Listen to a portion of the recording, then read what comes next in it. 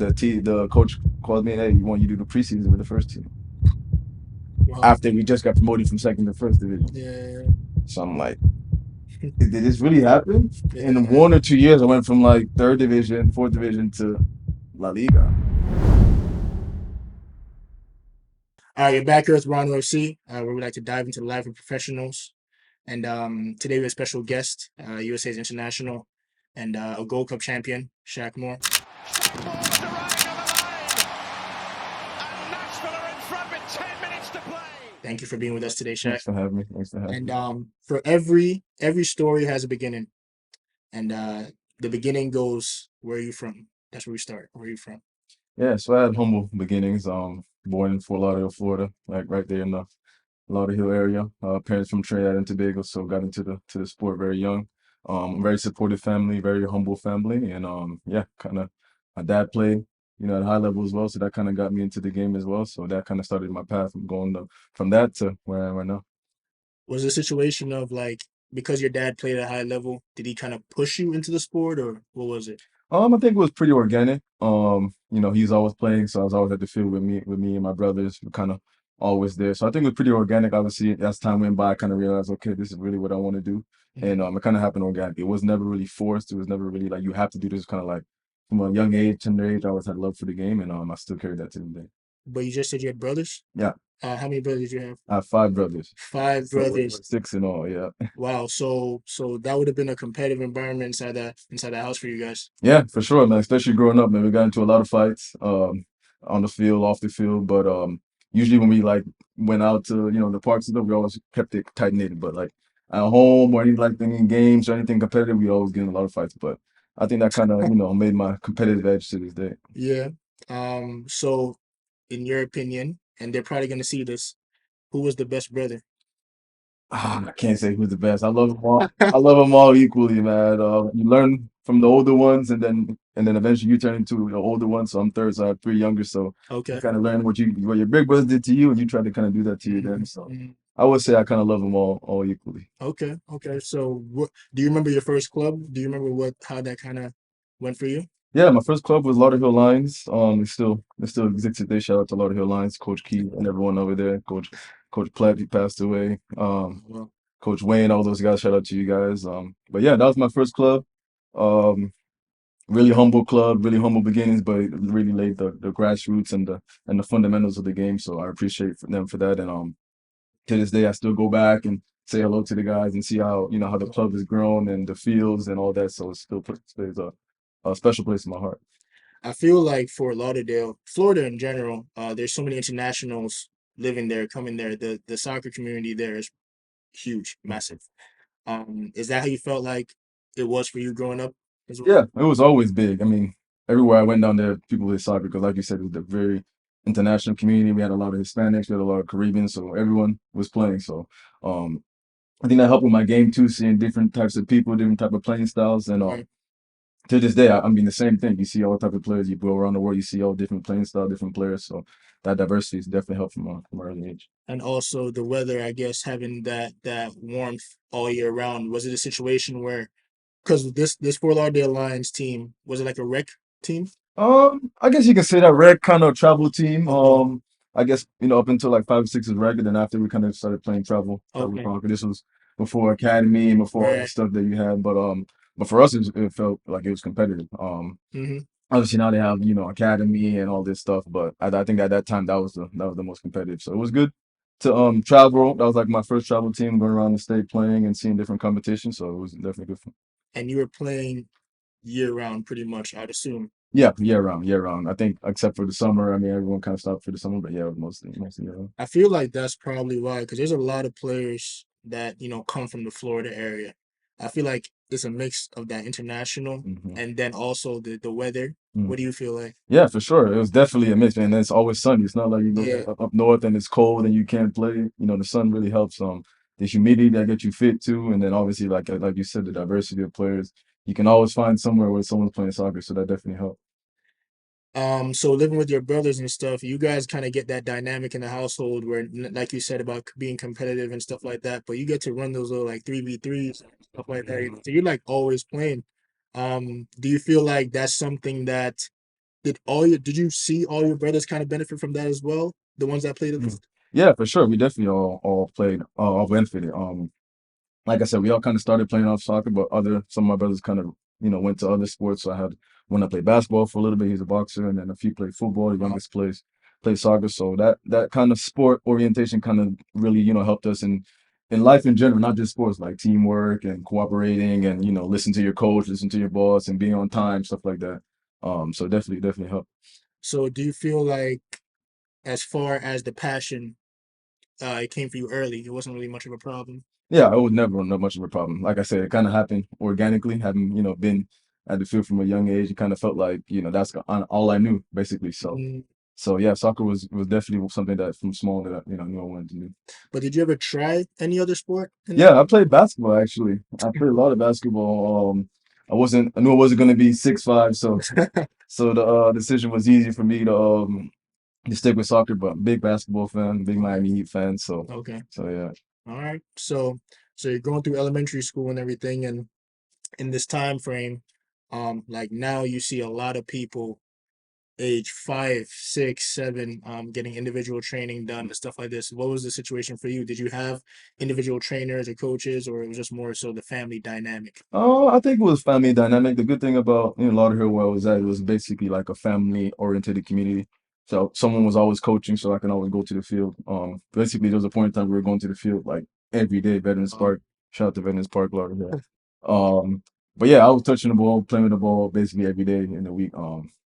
I think now it's more normal. I think back then it wasn't as normal. A lot of people weren't doing it because I don't know how. I mean, now I know it's more popular, but back then not a lot of people really like played, like socially. I would go to school, no one really played, so not like I had like friends like that. All my friends were like from the soccer community, so it's good to see how much it's grown as well. Right, right. So if you're playing travel at that time, um, and obviously we're born the same time frame, so I know if I remember correctly, academy didn't really come until when we were probably around high school time. So what would have been outside that travel? What would have been the next step above travel Mm. for you? So by that time I had moved to Atlanta. Okay. I moved to Atlanta when I was like 10. It was still kind of playing for a kind of travel team with Smyrna stuff. Then we kind of went to like the YMCA type vibe.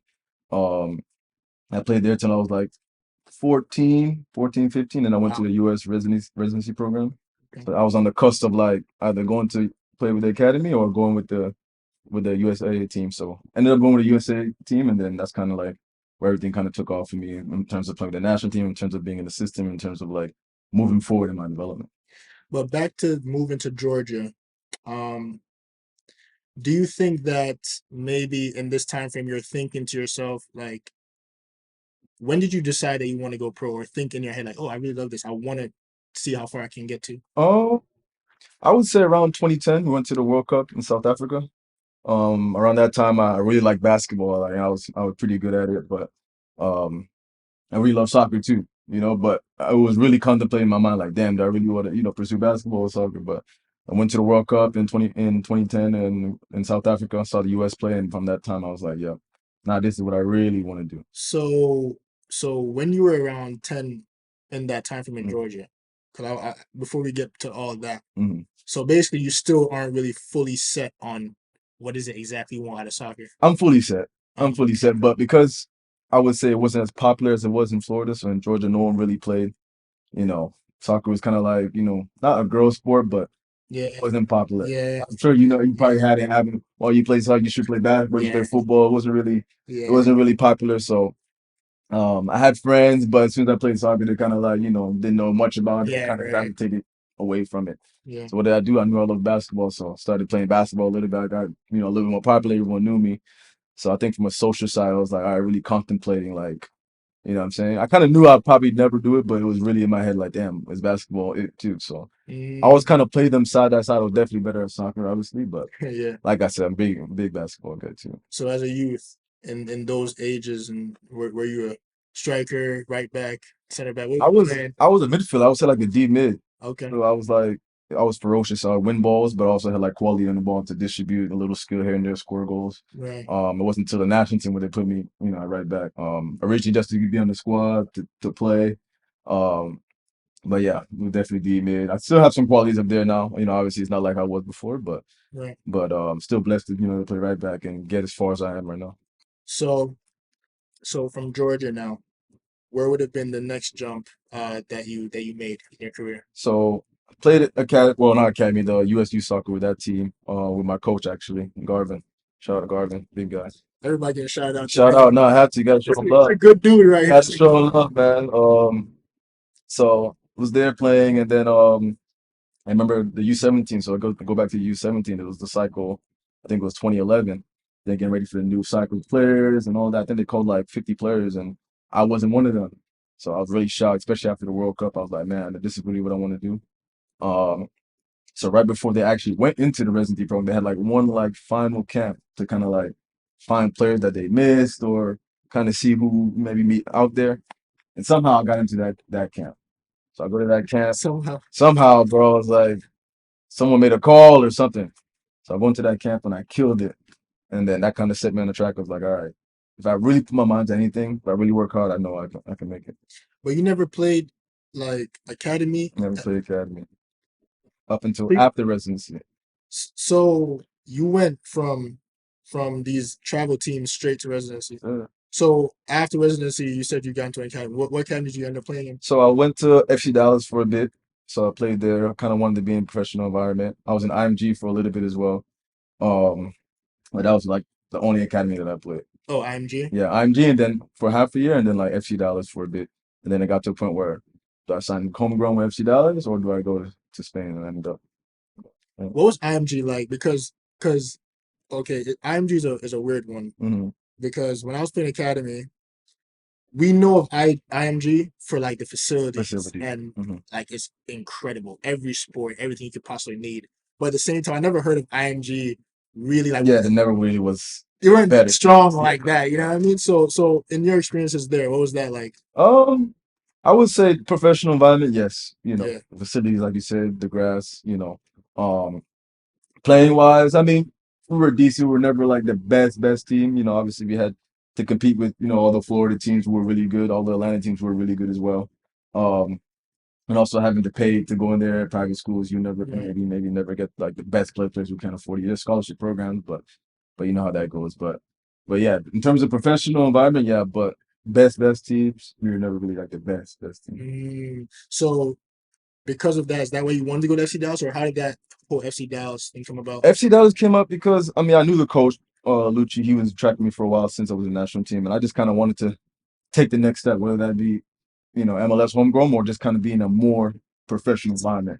I knew there was a pathway in FC Dallas to get to professional, and I kind of like took it around with it. Bro, I'm gonna tell you, your story is backwards. Yeah, I know. I feel like your story starts in the national team. Yeah, Like that, even that. I mean, because a lot of kids, okay, most people don't end up in national team, period, mm, right? But there's some type of hardship to get to for even sure, that point. for sure, And I'm sure you had a lot of hardship. a lot.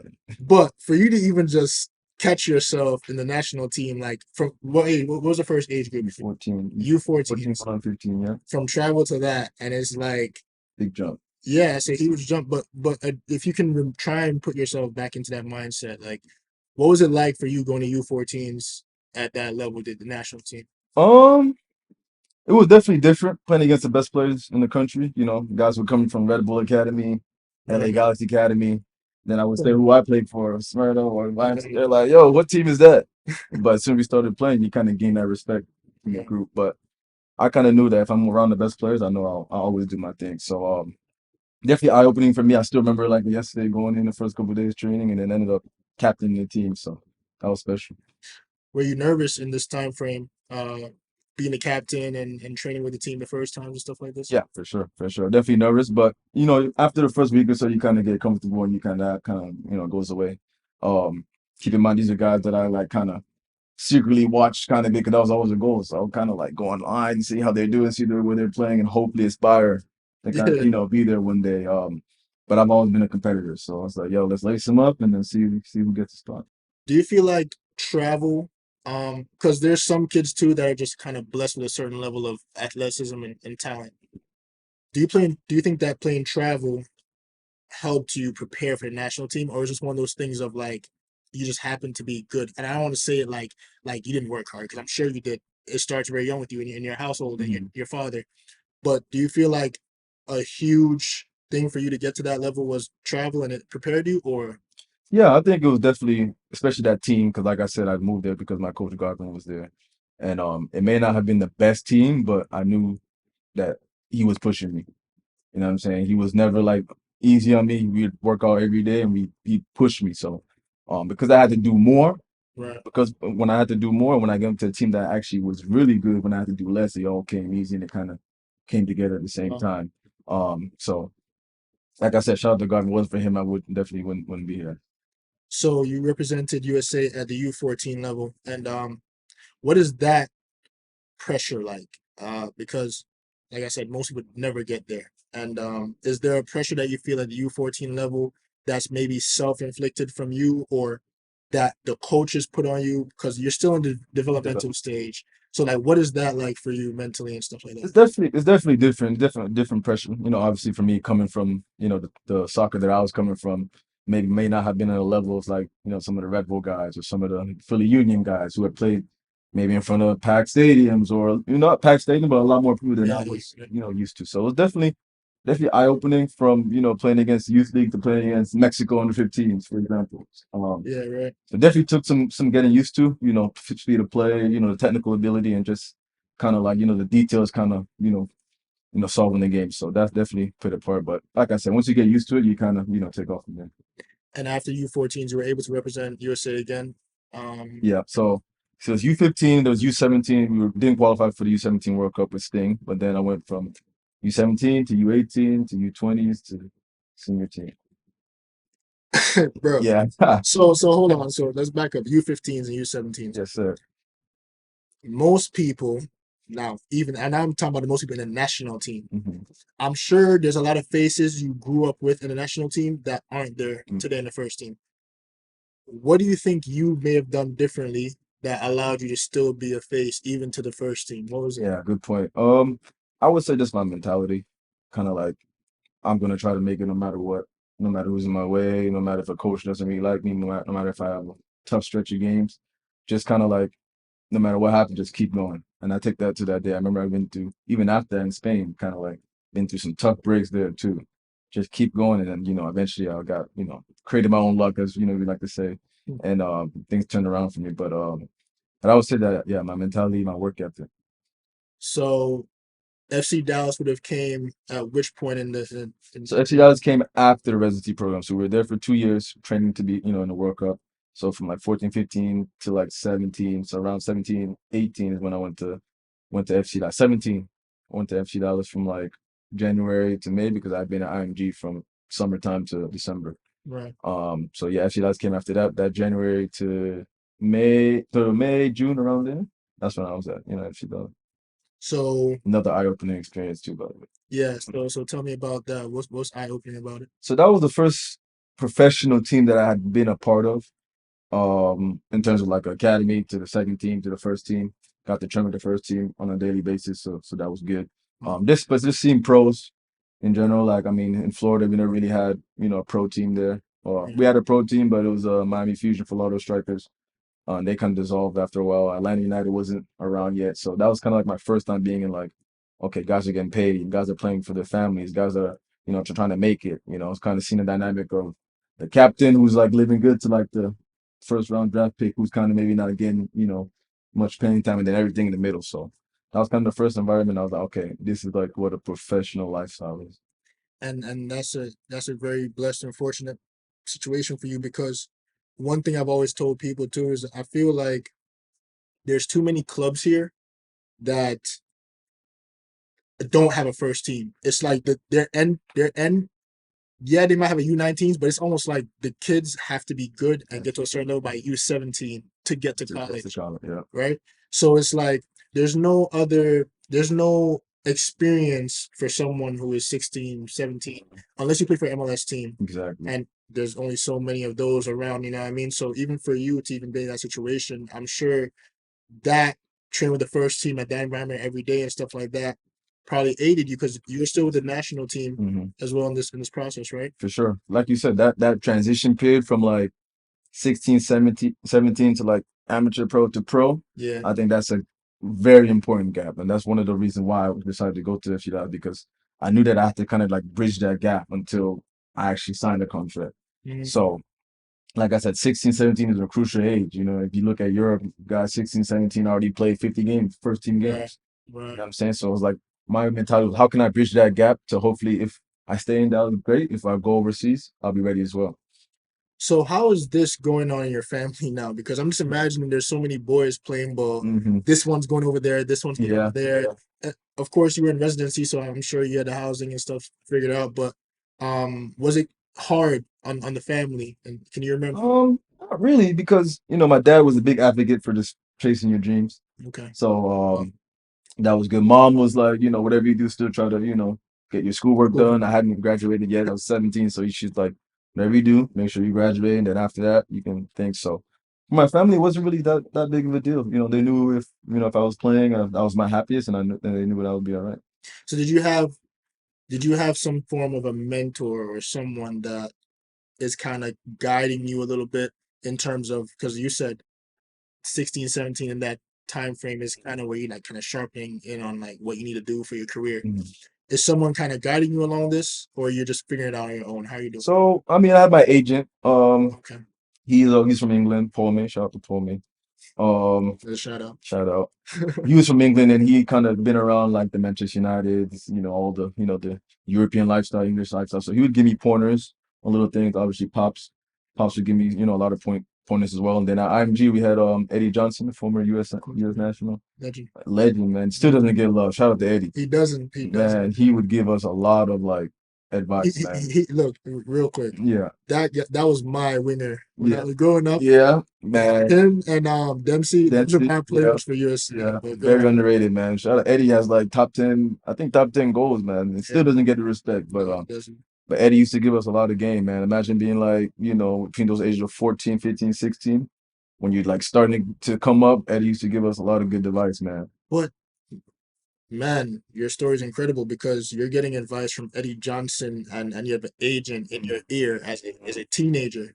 And even the agent, how did you meet him? So my agent's actually my dad's like best friend. They went to school together. They went to school to Jamaica and English. They went to school together at the same birthday. Wow. And he always said, yeah, whenever your boy gets older, I'll be his agent. So that's kind of Wow. trustworthy guy. So Wow. that's my guy. Okay, so you guys are Still still together, still oh, together. that's Yes, sir. amazing, man. So basically you're getting the top professional advice you can possibly get right now. And from people that people that you can Right. trust, That you can trust. not like an agent that you may be, wary that he might not look for your best interest, or a Right. guy or a coach who, these are like from people that you really know. So basically you would go into these situations fully confident in not only what you were hearing from the people that you trust and love, but also with your own abilities that because you've also been kind of you can bet on yourself at this point in your career because you're like, okay, I've gone to the national team. There's a certain type of confidence that you Mhm. should be having by this age. And obviously to be trained with the first team and stuff like that. So now you're going into to the men's game. Mhm. Um at what point did you kind of feel like okay, this is different? Like when you got to when you got to the first team level, that's when you felt like everything was changing. Yeah, I would say yeah. When I started to train with the first team, um, seeing the level of play, seeing the level of physicality, seeing speed of play. Obviously, when you play your peers, you can stand out because guys aren't physically there with you or technically isn't there with you. At the men's game, everyone is more or less right there, or even better physically, technically, all these things tactically. Um, so I would say it clicked to me when I started training with the first team. That's when I realized, okay, I might have to big it up a notch and be ready for whenever my name is called, or if I do want to one day play at X level, this is what it's going to be like, or even more intense. So how do you feel like a kid who is trying to get to that level? What do you think he can be doing to get to that level? Uh, Train as much as you can, man, and take in as much as you can. I've been grateful to have like a lot of older guys that used to really look out for me, put their hands over me and talk to me and give me advice, both at FC Dallas, both when I was like at Spain, all the clubs I've been at. The older guys really used to take care of me, because it wasn't always easy. Like I've been through a lot, you know what I'm saying. The older guys, but used to really take care of me. So I would say listen to the older guys. They have a lot of knowledge. Train as much as you can. Do the extra work. look out, how you're eating. When you're young, you feel like you can eat anything and play and run it off and be fine. But those things, really, really catch up with you. Your gym, obviously you don't want to be too big, but your injury prevention is make sure you don't want to be injury prone. You might have one shot. You know what I'm saying? You don't want to be like, I pulled up, I wasn't ready, or middle of the game, cramping, Right. all those little things, start to pile up. One of my teammates here in Nashville, he said the best talent you have is just be available. You know what Right. I'm saying? Like, you don't want to be looking like, damn, I wish I wasn't hurt. I wish I wasn't ill. I wish I wasn't, you know what I'm saying? So kind of doing that stuff and just being ready when your name's called. Do you feel like you were a professional in that sense when you were younger in the teenage years, or did you kind of learn that over time? No, I was professional in my teenage years. I always been disciplined. I always wanted to be the first one there. Me and my coach, we used to train at like 6 a.m., doing the same things all every day. So I kind of always had that ingrained with me. Now it was just like pushing it to the next level and what to work on. So if you play a game, see maybe I did this wrong, or check out the stats, say, listen, I don't do this, I don't do that. I think it was more tweaking what I was doing, banging that, and also the physical side. I was getting older, so I knew I had to. I actually realized, and when I went to Europe, I started to realize, okay, now I got to work on the strength part of the game, like not really strong, but powerful to keep up and speed and all that stuff. So plays a difference. Okay, so you mentioned Europe, you mentioned Spain. So when did you make that move? So I made that move 17 going to 18, the summer of 2014. While I was at FC Dallas, I was still playing with the U18 national team. So we had a tournament in Spain. Did really well. So that's when some of the interest came. I ended up going on trial to Levante and Valencia and Huracan Valencia, the small team. Did well. Was going to sign for well, I went to Levante, killed it, and that's when the interest from Valencia came. And was going to sign for Valencia instead, obviously a bigger team. But right when I was going to sign, they changed the whole ownership. Academy guys, kind of left too. And then that's when I ended up signing for Huracan Valencia, which was a third division team, but it was low key, a blessing in disguise as well. Mm, Kind of, I started from the lower league, but I made my way up as opposed to maybe going to one of the bigger clubs and then kind of dwindling down and maybe getting cut. So it was definitely a blessing in disguise. so in retrospect, you can say that, but in that time, were you motivated? Did you feel down on yourself that you're going into a lower tier league, or how did you feel? There was a part of me that was like that. Because you think of professional, you think of like, okay, Manchester City. Manchester City or like La Liga, and then playing in their academy system, making Yeah. your way up there. My path was a little bit different, more humble beginnings. Third division Spain, you probably would think no one really, talks about that, no one really looks at that. But like I said, for me, it was a blessing in disguise. Even with all the hardships, we had months without getting paid. Right. Some of our locker rooms wasn't the best. Some of the facilities wasn't the best, but in terms of the soccer part, I was able to like knock out like all the other stuff, whether the facilities or whatever the case would be. Just focus on the soccer, and the soccer was really good.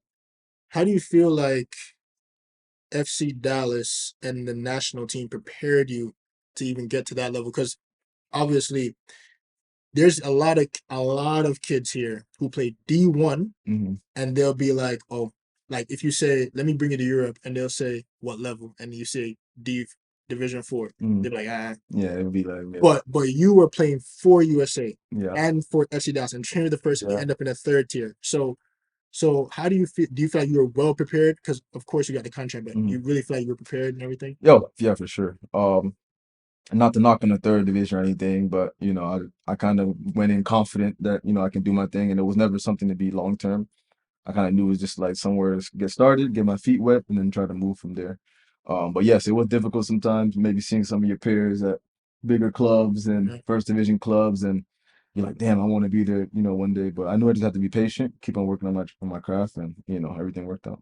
So what would you tell a young person now who is trying to find their way about going to these lower tier clubs? If you had to give them any advice on it. I would say, if it's a good situation, take a chance. Obviously, it is a chance. It could work out. It could not work out. But I think Europe is, still, more the better place to develop. Even though now, MLS academies are selling a lot of players. But in my time, I feel like that was best for me. And I would say, yeah, if you can get your feet wet early, get a taste of it. Yes, maybe lower division, but like I said, it's just part of development. Short term. Like I know guys who dropped to lower level, and then the next year they were playing in the first division as well. So Right. you never know who can see you. You never know when you're playing, you're doing well, who's watching. And luckily for me, it worked out.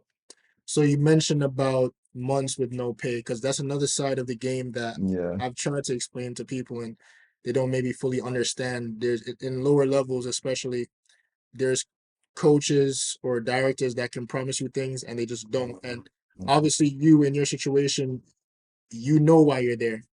So you're in a situation where you know why you're there. Yeah, you might not be getting paid, but you still have to do a job because you want to get out. So exactly. how do you deal with stuff like that? That was tough, man, especially for me as a foreigner going so far. Um, Not getting paid was tough. It's different for the guys who are from there. Right. They have more of a foundation. They have families there. They can go back on the weekends. They can do this, that, and the Mhm. third.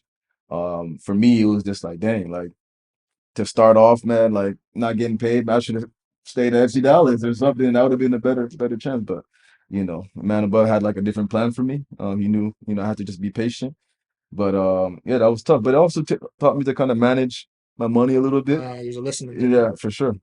Can't spend as much, can't go out to eat every day, can't, do the little stuff, but like saying that, still not gonna say that like, It's rough, it was right? definitely rough. Yeah, yeah. Because like you said, being professional, you think of the millions, you think of I'm signing a new contract and like my house and this and Mhm. that. But mine was a little bit different. So, the Spanish aspect of it, because there's that side, and then maybe the language, because I know everybody in this country, in America, we all learn Spanish in school. Yeah, We don't pay you attention, learn the colors and good morning and all that. right? And nobody here knows Spanish unless you're, born into it. But for you, did you go there knowing Spanish, or you kind of picked it up? I didn't know any Spanish going there. Wow. So that was probably the toughest part Okay. because you were struggling, you were having hardships, and you didn't really have any way to communicate Communicate, it. right? Yeah, you can talk to your parents, but as soon as you hang up, It's it's just kind of like it's just you again yeah, type deal. So, um, definitely made me mentally strong. Once I started to pick up Spanish a little bit more, definitely became easier. It's crazy. By the time I left, I was like, I'm fluent now, but it was funny to see how I started from like where I am now to yeah, being fluent because cried a lot of nights. yeah. You know what I'm saying? Couldn't communicate. A lot of times I didn't play, not because I wasn't good enough, but because I just didn't know Didn't what know we what were saying. You expectations. know what I'm saying? Like a split second of you not knowing where to go on a corner can cause a goal, or a split second of you not knowing what your teammate said on a run a play or something can cause you a goal. So that was definitely something that I had to, pick up quick. Guys, there's some players who've been in Spain for 10 years and still never learn Spanish. So I made sure that try to learn it as quickly as I can. It took me about 2 years to learn it like good. Was the situation of, did you have a teacher, or were you just kind of like, Nah, I went to classes. I went to okay, classes. Yeah, yeah, yeah. I went to classes like everywhere I went. Every time I went to some sort of class. So had homework. yeah. You know what I'm saying? Had to really put in the time because it's different than English. The verbs are different. Talking in future, past tense was different. So putting in the time and got my reward. So you're literally balancing the hardships of playing on the field, and then obviously the language aspect. So mentally, where are you in this time frame? Are you just fighting yourself? Yeah, mentally, there's a lot of times I wanted to give up. I'm not gonna lie, especially so we weren't getting paid and they kicked us out of the league. Cool. So we played from maybe summer, June, July until like December, where they said, yeah, listen, you guys don't have money. You know what I'm saying? We got to kick you out by this time. I hadn't really made a name for myself in Spain, and I wasn't getting paid, so it wasn't like I can go to another team. You know what I'm saying? So Right. it was definitely tough. There were a lot of times I was like, damn, what am I gonna do? Um, was able to get through it, and like you said, pressure makes diamonds. So Mhm. definitely made diamonds. Okay. So what was the next step after this club? So after that, I went to Real Oviedo, which is a team in second division. I went to their B team. You Um, just made the jump up a it division. was their B team, but Um, their first team was in second division. okay. It was a baby step. I was part of the third division team, so jumping to a team that was in second division on their second team was eye opening. I got to train with the first team, so that was an eye opening, seeing what train with our first team in Spain was like. Right. Um, so that was cool. There for 6 months. It was just cold, and it was tough there because the north of Spain is very very traditional, Hmm. especially for black people. There's sometimes they look at you a certain way Right. sometimes, or you're playing a cup game in a village somewhere, and they might say one or two things to you that I'm saying you don't really want to hear. So dealing with all that stuff definitely prepares you, makes you stronger. Mhm. But yeah, after those 6 months, I was like, yeah, find something new. And is your agent this time really like? So my agent was working hard, but we had partnered with this one agent from Spain. Okay. So they were kind of working together, trying to see what was best for me. But like I said, I didn't really make a name for myself yet. You know what I'm saying? So it was tough at times. Which is funny. My next move was so the sporting director at my first club ended up going to Levante, Okay. Wow. one of the teams that I actually initially tried out for, Oh, yeah. but didn't work out. And then that summer after Oviedo, he ends up going to Levante, the second team, and he's like, "Yeah, Shaq, what's up? I heard you're this, that, and third. Would you like to come play with us?" Da, da, da, da. I was like, "What? Of course, For a club like that, man. First team is in La Liga now. Yeah. You know what I'm saying? So it was a baby win. It was from third division. Yeah. Third division. The first team is in third division. Okay, cool. Then it was like I'm going to a team where the first team is in second division. I'm in the B team, but I still got to train. When I went to Levante, now I'm on the second team, but the first team is in La Liga. Now I'm training day to day with La Liga players. Yeah. I didn't play any games yet, but for me, I just try to take everything as like progress. So now, okay, I'm trying to put myself in your position now, because you're going from that third tier situation, questioning things at times. 100%. The next chance you got was a little bit of, you're like, okay, something's moving. Nothing moving. And now you're in Levante, and look, I'm the type of guy where there's people that might say Levante is not a big club because it's not Real Madrid. Yeah. But let's be honest now, like Still these are big clubs big that you're club, talking man. about. So at some point now you must be feeling super motivated, like, yo, 100%. like I'm right there. Right there. Did you feel like it was a situation of okay, now I just need to like keep going and make, because what would be the next step for you in your head? So for me, it was basically just to, like you said, keep going. I knew that I'm one step closer to La Liga, which is originally my goal. And the first team is there. So the first team coach watches all the trainings. He watches all our games. They play with the second team. So for me, he's constantly evaluating. So for me, it was just to, stay ready and be ready when my name is called. So I go there now, and I'm training with the second team, and then training with the first team. So this by the end of that season, the first team of the month goes down to second division. So I'm like, okay, now all right, something might be. Actually, they were in second division. They went up to first division. That's what it was. Okay. So they go up to first division after my first season there, and I'm killing it in the second team by that season. So after that season, the coach called me and, hey, we want you to do the preseason with the first team. Wow. After we just got promoted from second to first division. Yeah. So I'm like, did this really happen? Yeah. In 1 or 2 years, I went from like third division, fourth division to La Liga. Yeah. It felt like a blessing in disguise. It felt like I was knocking on the door and it eventually opened. Do the whole preseason with the first team, do really well. Still have to wait my turn. Obviously, you had senior guys in front ahead of you, but I knew I was right there. So you're doing all this in right back. Right back, yeah. Because I'm trying to, I was right. man. Yeah. How do you? Because you keep saying about making a name for yourself. How do you make a name for yourself as a right back? Like, what do you got to do? Yeah, you just gotta, playing the second team. Yeah, I knew I needed minutes. So I knew when I get minutes, I'll get more confidence. I know I get better. So whether that's assists, whether that's scoring goals, whether that's just kind of being ready. We played against big teams. We played against teams like Hercules. Hercules a few years ago was in La Liga. Right. Now they had dropped down to third division, but you're still playing in packed stadium.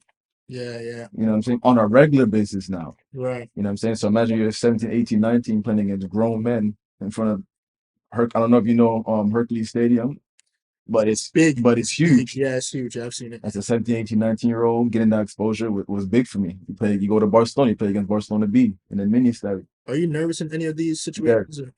For every game, I'm still nervous. Yeah, okay. I feel confident, but definitely nervous. Nerves there. Yeah, 100%.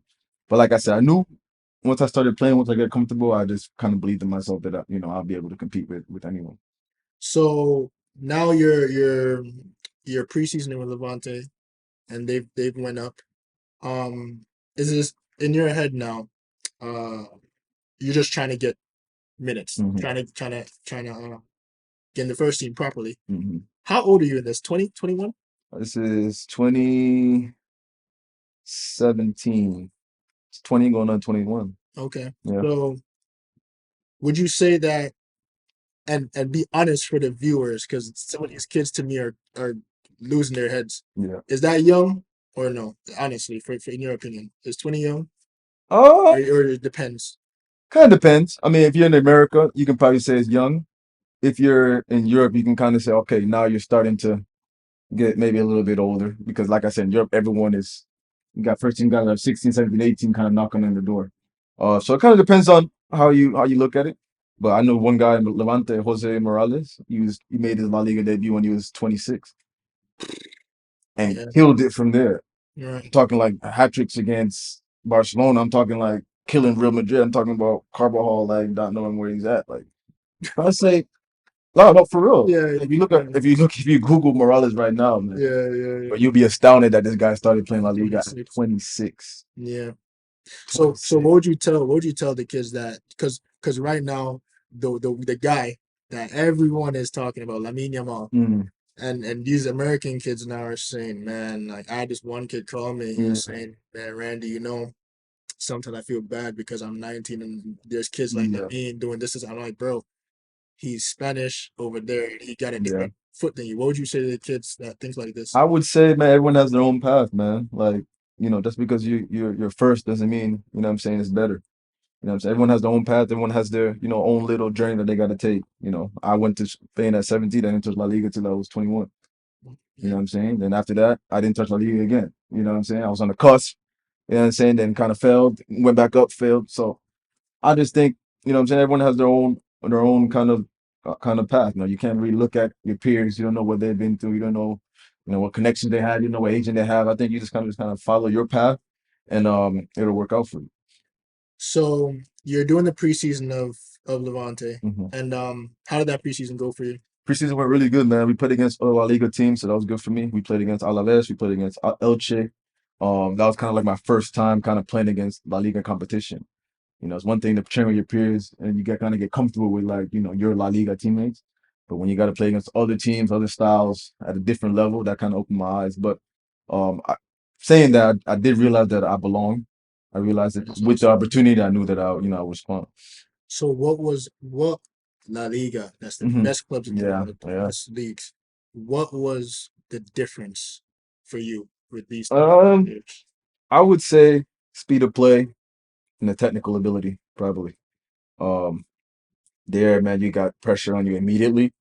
And it feels like guys, the way they played, because their first touch is tight, because their body shape is already facing forward, because all the little details that your coach tells you and it's annoying, they do it. Right. They seem like they do it like to a T. That gives them extra time on the ball, that gives them extra second. So like speed of play, tactically, technically, and also the coach. I think some of the best coaches in the world for me are from Spain. The way they break down the game, it just seems kind of easy for you once you get on the pitch. Okay. So do you feel like even in Levante at the time, the coach, because at this point you definitely understand Spanish Yeah, quite yeah, well. yeah. So even in Levante, do you think that because Levante might have been a team that was breaking into La Liga, but the Mhm. coaching still, even in a club like that, you felt it was just top tier? Top tier, 100%, 100%. Shout out to the coach when he actually has the same birthday as me, which was great. Okay. But he gave me my chance. He got on me a lot. It was never, hard on me, which was tough. A lot of times it was tough, but he's the one that gave me my chance to kind of knock on the door to touch the field in La Liga. So it was great. Okay. So tell me, touching the field in La Liga, who was your debut against? So it was crazy. So some of the two guys who were ahead of me were Pedro Lopez, Ivan.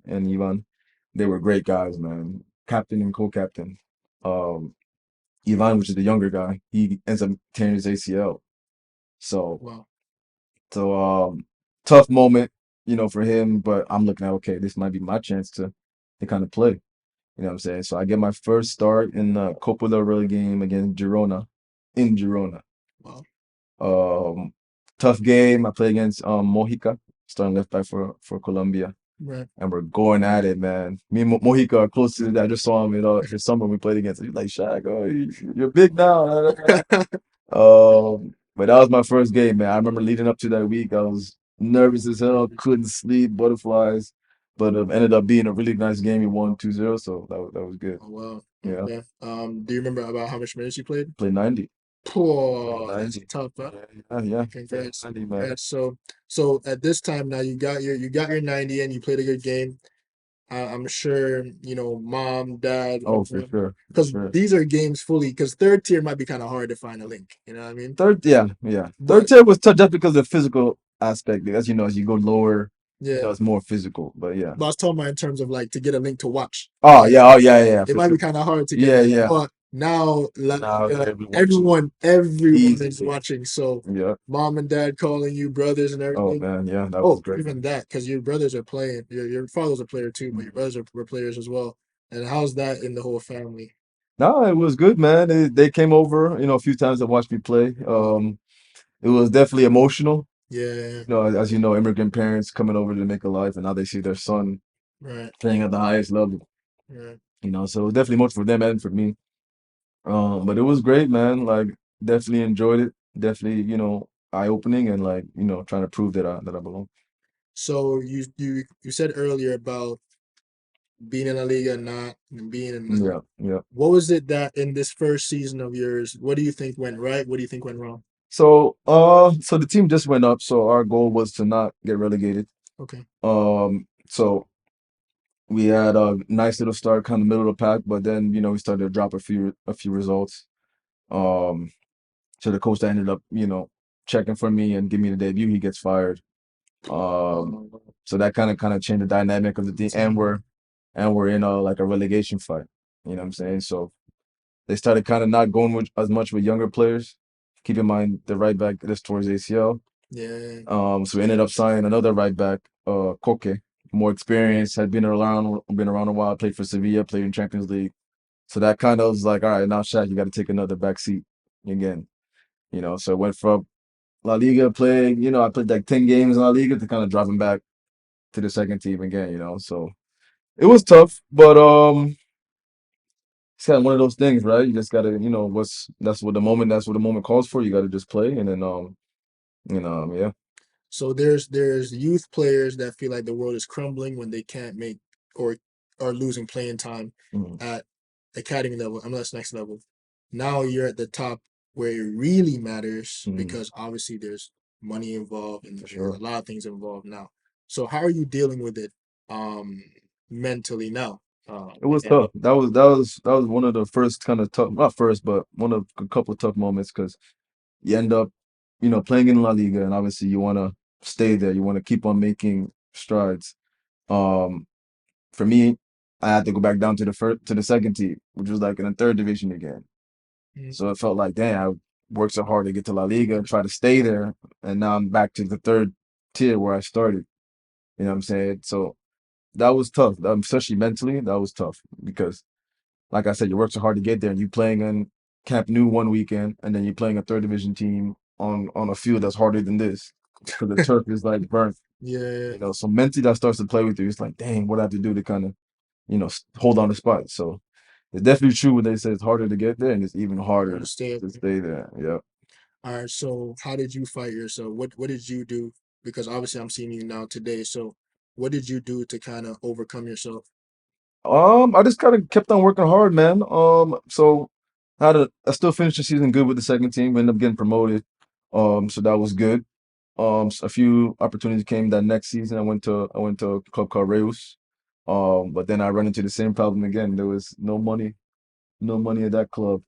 Um, so we didn't get paid again. So that was tough. That was tough, especially I've been playing most games. I've really, established myself as a professional. I got called up to US team a few times as well during that time. So my mind was, damn, I want to stay in the national team now. But I need to be playing at a certain level to kind of stay there too. Yeah, because I remember there was like a good few years, right? Yeah, You weren't involved with the USA and the thing yeah, was you were involved heavily through the youth and then you just kind of like fell off. disappeared. Yeah. So my first caps came like in 2018, and then I didn't get called again until 2021. From Uh, 2018 to 21, it was a tough period. Kind of bounced around a bit, kind of trying to find a home, trying to find playing time at the same time, a little bit more stability. Um, that's when I ended up signing in Tenerife, which was best decision ever. okay, okay. So when you went back to the national team now Hmm. and you're thinking to yourself like how can I stay here? Um you're a competitive person. I don't think you can get to the level that you get to without being competitive. It's, you kind of have to have it. Um, are you thinking to yourself like, okay, like to stay in this national team, this is what I have to do, or are you thinking to yourself, okay, first let me just deal with like my club situation? Yeah, I was thinking about my club situation. I knew I had to find stability. I knew I had to find a place where I can put my feet down and just play regularly and build confidence. You know what I'm saying? Up until that point, I had played, but anytime it felt like anytime I made a stride, something out of my control happened. Coach get fired because we had a bad run of results, no money on the club. So I kind of needed a place where I can go and just have to worry about football. Football, yeah. You know what I'm saying? And I finally got that. Okay. So at what point did you get that? So when I went to Tenerife, it's funny. I didn't play a lot from like the first part of the season, from like July to like this maybe November. Didn't play much. Mm. By that time, we had a tough run of results. Our coach gets fired, Wow. so we have an interim. The interim started to like me. With the interim, I started to play a little bit. Um, After that, now we get another coach. His name is Ruben Baraja. He's a coach of Valencia now. And when he came, it felt like a whole new breath of air because he instantly it just felt like his love for me was just on a different level. Mhm. He always wanted me on the field. He played me at right mid. I hadn't played right mid since like youth ball. So like right back and right mid, it's an easier transition. Yeah, yeah, of course.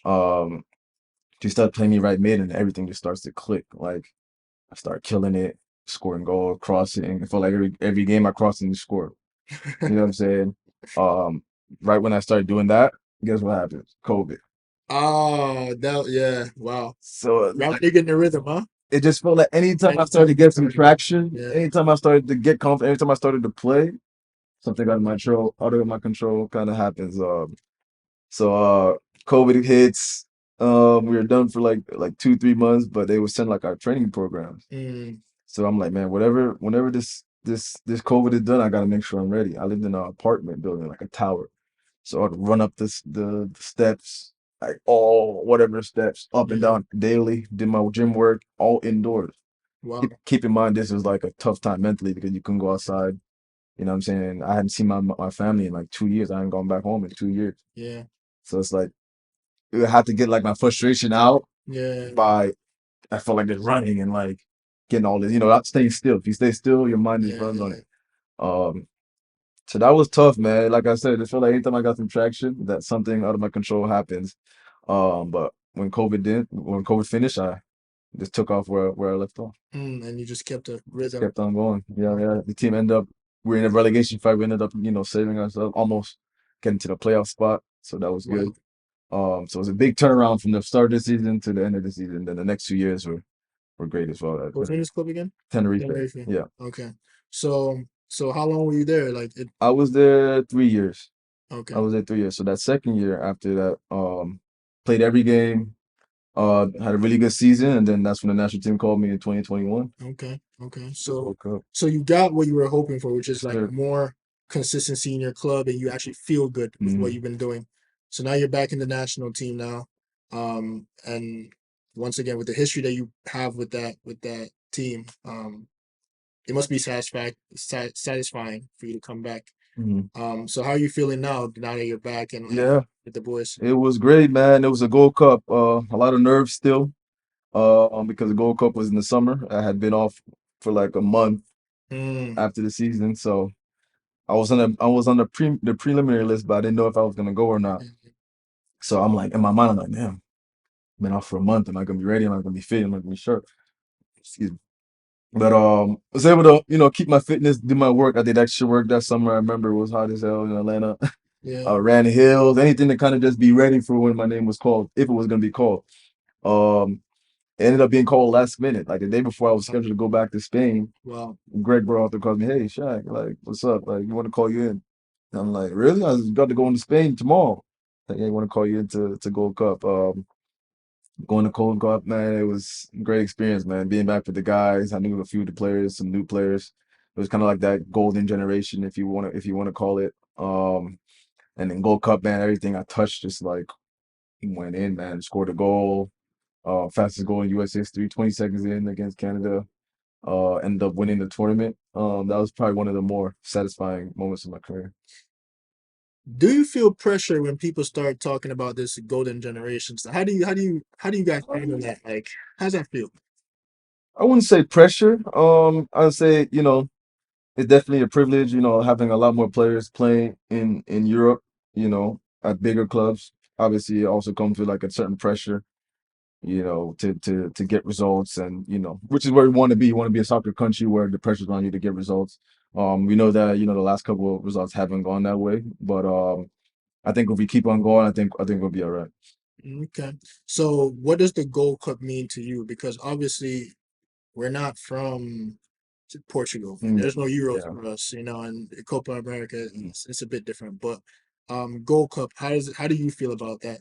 I love World Cup, man. Especially for me, that was my first tournament that I ever won, first trophy Well, I ever won. And keep in mind, by this time we were just a year and a half, because the World Cup was in December, or a year and a half from the World Cup.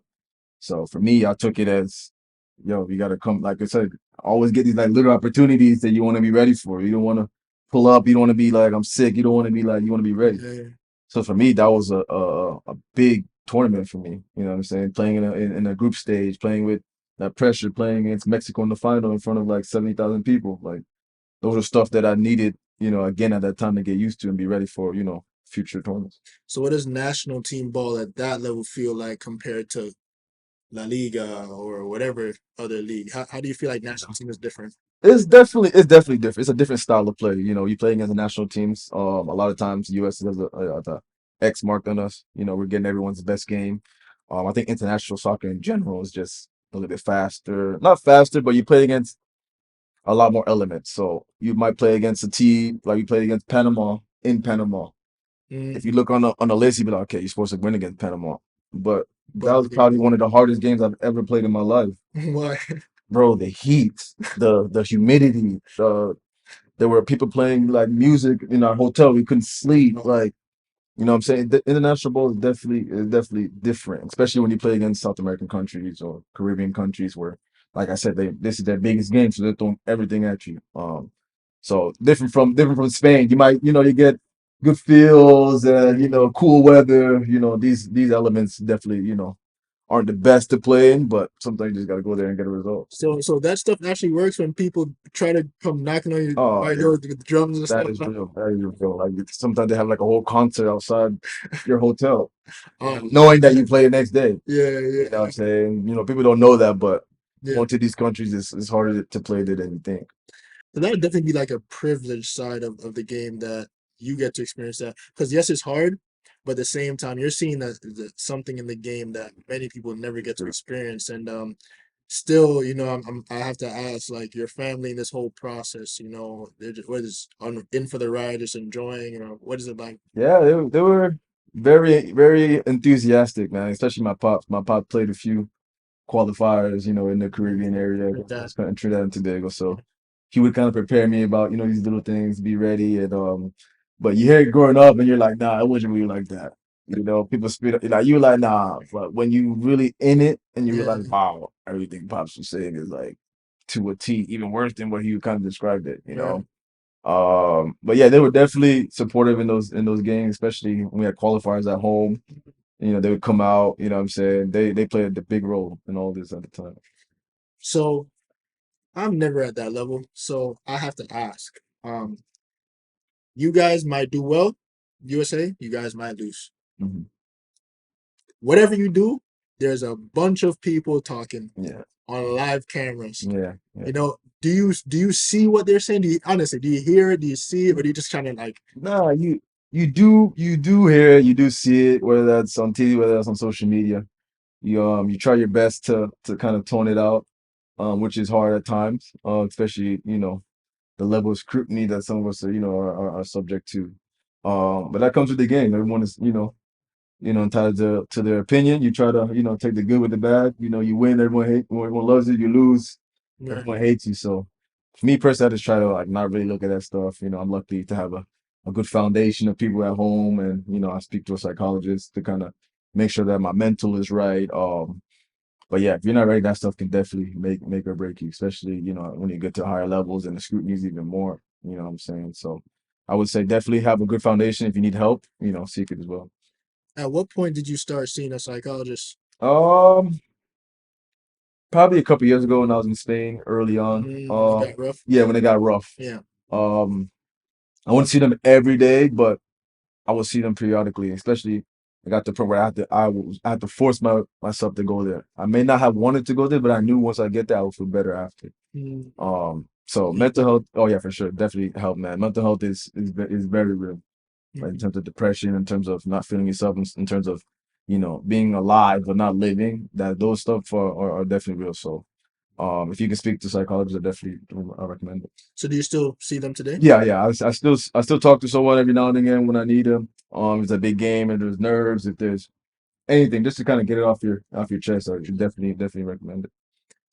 But a lot of clubs at these levels offer a sports psychologist too, right? Yeah, yeah. A lot of them do. A lot of them do. Oh, okay. And do you think a lot of players, because obviously maybe you don't know, but do you think a lot of players try to use them? Um, I'm not sure, man, because a lot of us, especially guys in our professions, we feel like we can deal with everything. You know what I'm Right, saying? I was like that. I felt like whatever I have mental toughness, you'll be all right. But after a while, I just feel like that kind of eats you up. right, You know what I'm saying? I think it's definitely good to get stuff off your chest from a neutral source. You know what I'm saying? That can talk to you and make sure you know that you're still worthy. You know what I'm saying? You still can do what you can do. You're still you. Especially not just in good times, not just in hard times. I mean, but in good times as well. It's good to right, kind of just check in. You know what I'm saying? right. It doesn't have to be long, 30 minutes. You kind of just what I'm saying, hey, listen, I'm doing all right. You know what I'm saying? It definitely plays a part. Okay.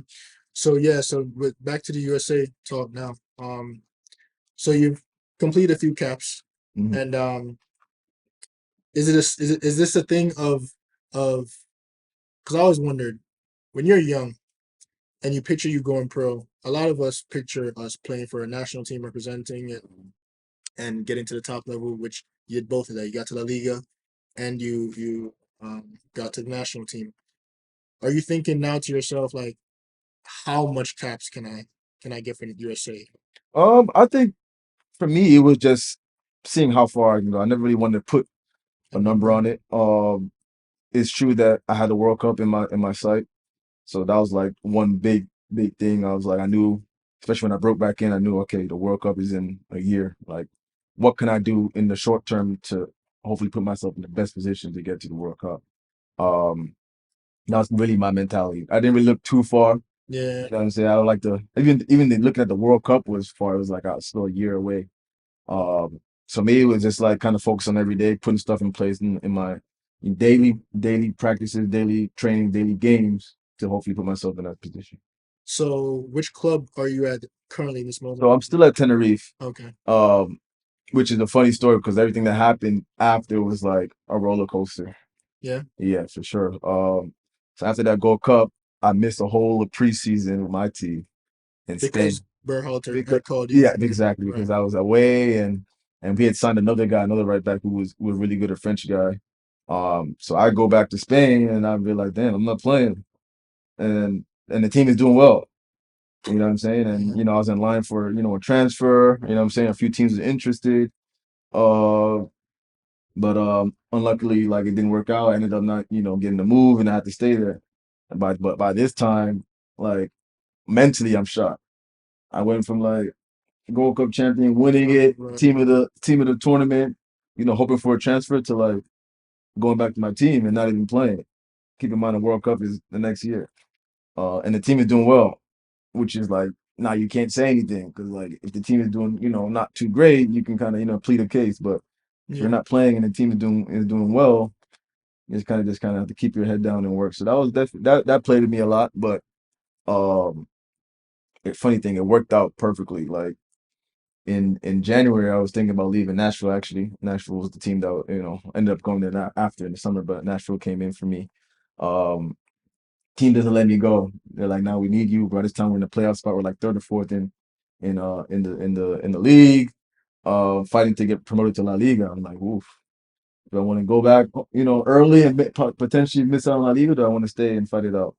So ended up staying, whatever. But still wasn't playing us, was playing a lot, just playing sparingly and then ended up playing 2 games in a row during an international break. And it was the last qualifier before we actually like qualified for the World Cup. So it was like And we played Mexico, we played Panama, and we played Costa Rica. So this was like a big stretch of games. Like if you get good results in those 3 games, you know what I'm saying, you qualify. I ended up going on the preliminary list and didn't get called, so I'm shocked. I'm like, dang, I've been, doing well. Because coach always told me if I'm playing, I'll get called up. Uh, so I played 2 games in a row, whatever, but didn't get called. I was like, all right, cool, just be patient. I had a few days off. I ended up going like to Las Palmas, which is like a neighboring island of Tenerife, and that's when Greg called me. So by this time, I had already like disconnected. Like, damn, I'm not going to camp. Important games. Like, all right, just stay here. Greg called me like, hey, listen, we have a situation. So and so got COVID. We might have to call you in. Da da da da. I'll let you know by the end of the night. Lets me know at the end of the night. He's like, yeah, I'm calling you in. We need you here tomorrow. Keep in mind, I'm in Spain, and I Yeah. have to be in. I think we're in. Where were we? And you're just on call. Orlando. Yeah, I was there, bro. That's like a story in my life, man. Just kind of be ready. So I ended up going from Spain to Orlando overnight, going there, whatever. And I met the team in Orlando because the team had played in Mexico, so they were in Mexico playing. And one of the scenarios was like if so and so gets a yellow card, he's suspended the next game. I'm in the hotel watching the game, and so gets a yellow card in the first 10 minutes. I'm like, that's crazy. Now I know I'm playing. You're definitely playing. Now I'm like, no ifs and buts, I'm playing. Yeah. Bro, by this time, like my stomach is like, I'm nauseous. I'm like nervous. I'm like, yo, Yeah. in the winner or lose game, if you win, you basically go to the World Cup. That's the game I'm playing in. I went from not playing a lot in the season because I was gone and this to like now playing in the most important game of the cycle. Keep in mind, Yeah. we hadn't qualified for the World Cup for the last cycle. So it was a big burden on our back. So ended up playing in the game against Panama at home in Orlando, killed it. We won, and that kind of, signified that we were going to the World Cup. So that was a special moment. How everything kind of It's came back. full circle. You know what I'm saying? But I gotta ask you, backing up a little bit, because you mentioned something about going to Tenerife and the guy that when you were gone, they had signed a Mhm. player. Mhm. How does it feel for you when a guy's in your position? Because it's a team sport. We Mm. know it's a team sport, but we're also all Oh individuals. yeah, We're all trying to do great things for for sure. ourselves in our careers. A guy's in front of you doing well, and the team is winning, or especially, and you're an international. Yeah, That's a very yeah. key point here. You're an international, Yeah, we all have egos. We all feel like, you know what I'm saying? 100%. Hmm. How are you feeling from that aspect of I'm an international? I have to be on that field, otherwise I don't have a job. And your team is doing good, and the guys over you. Like, how do you feel? Is it a sense of jealousy over the guy, or you don't want him to do bad, or you're competitive? What is it? No, it was never jealousy. Obviously I wanted to play, but I don't think jealousy is the word. Was it hard not playing? Absolutely. But keep in mind, I was at Levante when I was knocking on the door for another guy's spot, and the guys were exceptional with me. There was never malice. There was never malintention. There was never none of that. Okay. And one guy told me, I never Antonio Luna. He told me we're away at Betis. He says, if you're mad, the team doesn't benefit and you don't benefit. You know what I'm saying? So I kind of took that. I took that with me. You know what I'm saying? And then when this was happening, I'm still like the biggest cheerleader. I'm still cheering them on. I'm still, even though inside I might be dying, like, Yeah. damn, I want to be playing. Yeah. For the betterment of the team, you still have to be a team player. You still have to support them. You still have to cheer on. You still have to, what I'm saying, be that guy that, all right. And also, you don't want to just carry on negative energy. You know what I'm Right. saying? If you're upset, your time might come and then you're so upset you're not yourself and you lost the opportunity. Yeah. You know what I'm saying? I'm not saying it's easy Right. to support a guy that's in your, position, but you know what I'm saying? That's just your role at that point. You know what I'm saying? I ended up finished the whole season playing and we played the playoff actually to go to La Liga. We're one win away from going to La Liga. And I ended up playing on the whole game. The guy that was playing in front of me, they put him to the left because obviously we were the better one. So both of us had to play at that time. We were both informed. Um, but yeah, to answer your question, I wouldn't say, I was never envious. Obviously, I wanted to play, but team's winning. He's doing well. It's not like I got to be honest with myself too. Yeah. You know what I'm saying? Is he good? Is he bad? He's doing well. The team doing well. Yeah. As a professional, you know what I'm saying? You got to take the good with the bad with the good, and just be patient. All right. So coming back to now you qualified for the World Cup. Mhm. Um, and obviously that's a dream of that one everyone's dream, Yeah. regardless. You know what I mean? Still remember it like it was yesterday. Yeah. So take me through that. So you know you're qualified now, Yeah. and what's that like? It was a funny situation because we basically qualified and we beat Panama, but I think for goal difference we weren't like officially qualified. So we had to go to Costa Rica to play against Costa Rica for like the last game. We go there, we lose, but like mathematically we're already qualified. And even though we lost the game, that was another big moment in my career. Just being in a locker room with the guys, kind of like seeing what we all had been through. Yes, it wasn't for sure that everyone was going to the World Cup, but in our careers, in that moment, it was a Big step. big step to like qualify as a group, a young group, the Right. youngest team, ever to like qualify for a World Cup. Especially coming off, we didn't, qualify for the last one. The last one. Um, And now at least the word golden generation, at least it can. yeah, it can move on a little bit. That was a great feeling, man. That was great. I knew nothing was set in stone. I knew I still had a lot of work to do to actually get to the World Cup. Right. But you take the small wins along the Yeah. road. You know what I'm saying? With all the hardships that come, you can appreciate the good times even more. Especially Right. for me during that year, it was a tough year. So, those small wins you appreciate. And at this point, are you in Nashville or? At this point, I'm still in Tenerife. Oh, I'm still in Tenerife, yeah. okay. So around when in this timeline did you end up making this move? So this is around the playoff time. So like I said, we were in the playoffs with Tenerife. We played the two game. We played Las Palmas. We get past them. Then our last round was against Girona. Um, so I kind of knew if we win, anything can happen. I can stay because we're in La Liga now. Do I want to stay in La Liga or do I go back to Nashville? So if we win, it would have been a little bit more trickier.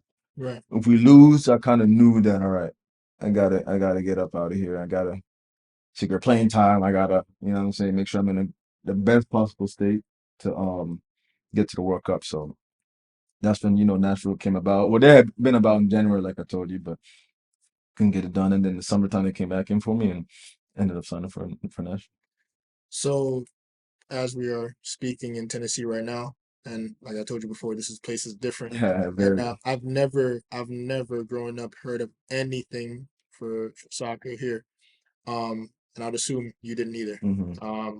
This MLS organization is quite new, Yeah, right? yeah. When this came in, were you kind of like at a question mark almost, or?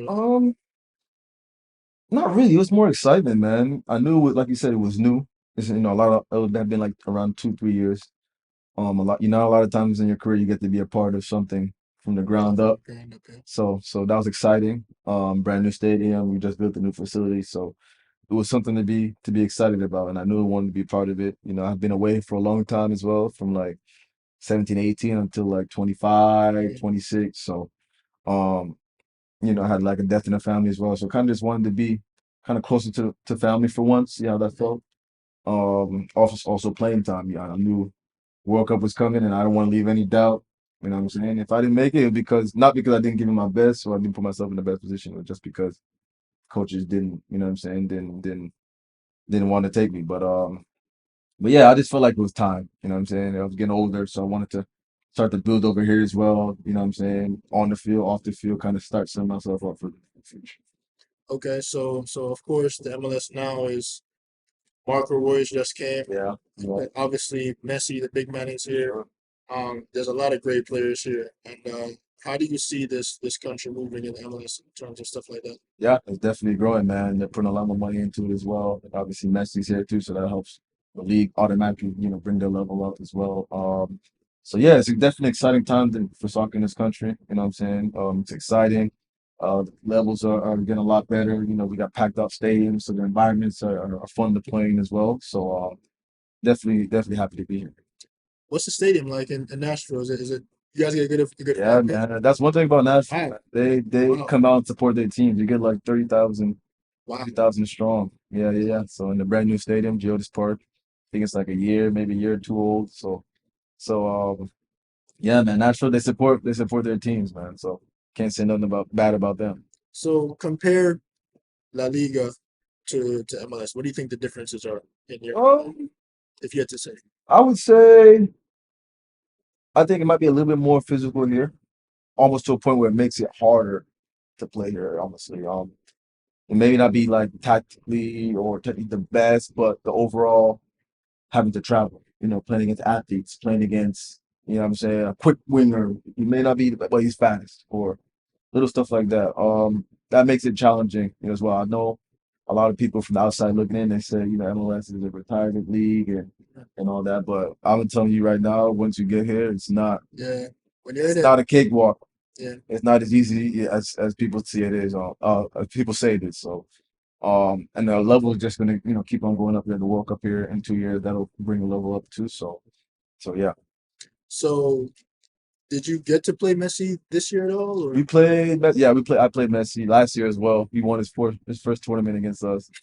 So that was a big one. But yeah, we played Messi a few times this year, like okay, two, three and times already. you would have met him when you were in Levante I as met him well. at Levante too. Yeah, Okay, yeah.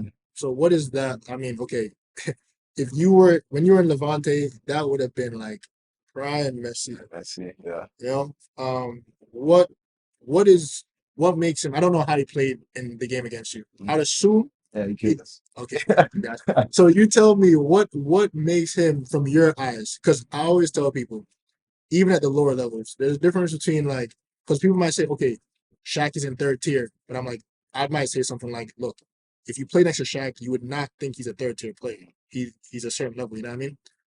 There's what the TV shows, and then what is on the field. Those are two different things. Very different. What do you think? Seeing Messi in front of you, what is that like? Like, what's the difference? Yeah. First time we played against him there in Camp Nou was crazy. He's a guy that kind of doesn't let you rest, man. Like, imagine a guy who's on full throttle every time he touches the ball. You know what I'm saying? He's always looking for goal, always looking for a pass, always looking for Jordi Alba coming to the weak side. Oh, you're right. You know what I'm saying? And I'd seen great players, but that was the first time I was like, okay, wow, this is Messi in front of me. And Iniesta played that game too.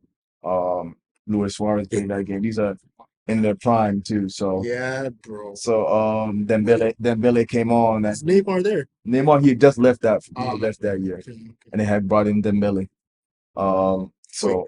quick. So it's definitely games where you got to be on your toes. And like I said, this felt like they had a million options. Guys coming from all over, and Messi gets the ball, the difference maker slaps it top quarter, or whatever the case may be. So it was definitely eye opening playing against him at that time.